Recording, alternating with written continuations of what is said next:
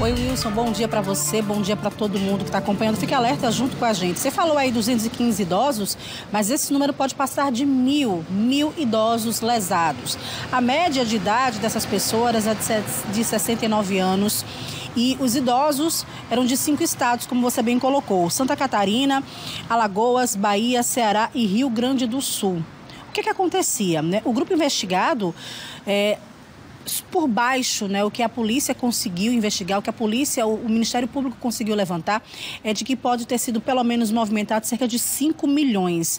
As vítimas, elas eram aliciadas, né, a cederem créditos bancários a empresas de fachada.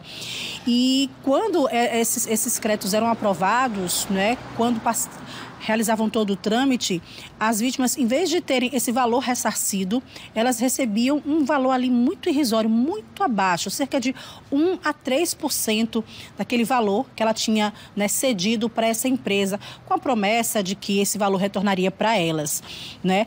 Ao todo foram expedidos 13 mandados de prisão, 35 de busca e apreensão, além do bloqueio bancário de cerca de 32 milhões de reais determinados pela Justiça contra os envolvidos.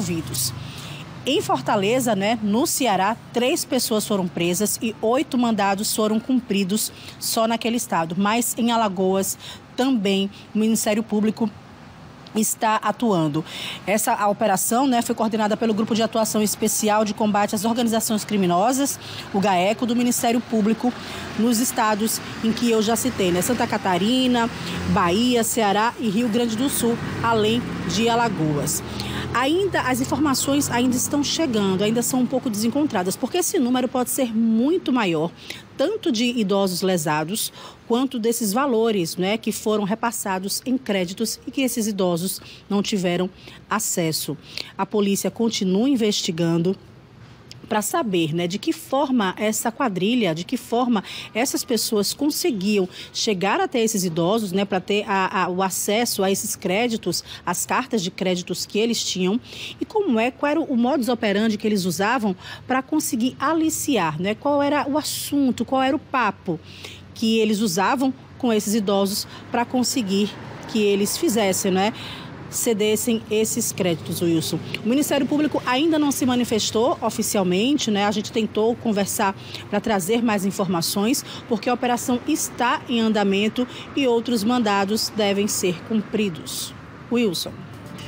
Muito bem, Mônica. Logicamente que as investigações estão no início e o golpe é um golpe muito bem elaborado, né? Segundo informações, porque tem inclusive advogados e outras pessoas mais envolvidas nisso que foram presas nessa operação que atinge 5 estados. Inclusive, a Mônica, as pessoas, os idosos, né, as pessoas que estavam aqui, enfim, esses advogados se aproximavam, essas pessoas se aproximavam ou sabiam que essas pessoas tinham acesso, por exemplo, a pagamentos de precatórios, a qualquer outra indenização judicial com qualquer outra empresa. O que eles faziam? Eles então pegavam os dados desses idosos, entravam com uma ação sem esse idoso nem sequer saber. Muitas vezes sabiam, mas não imaginavam que os valores fossem tão altos.